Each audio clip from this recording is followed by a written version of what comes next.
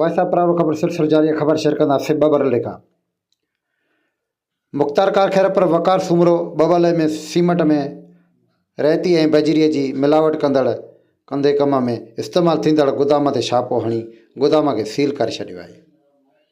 जी नज़र मां ॿुधाईंदो हलां त प्यालो भरिसां बबर लोहिथा टाउन में ऐं विछोड़ियल वारे इलाइक़े जे रवासी ने मुख़्तार कार खैरपुर जे सीमेंट में मिलावट कंदड़ ख़िलाफ़ कार्रवाई करण जे क़दम जी साराह कई आहे। उमेद है त मुख़्तार कार खैरपुर बबरले समेत सॼे खैरपुर तालुक़े में सीमेंट ऐं सभिनी खाधे खुराक जे शयुनि में मिलावट करण वारे ख़िलाफ़ कार्रवाई तेज़ कंदो।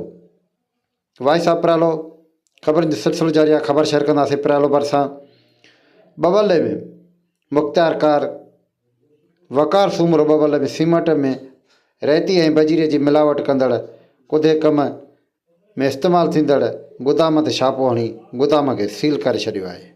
वाइसा प्रालो जे पेज खे लाइक करणु शेयर करणु न विसारींदा। वाइसा प्रालो यूट्यूब चैनल अव्हांजो पंहिंजो चैनल वधीक ताज़ा तरीन ख़बर ॾिसण जे लाइ वाइसा प्रालो यूट्यूब चैनल खे सब्सक्राइब कयो। अव्हांजो पंहिंजो चैनल।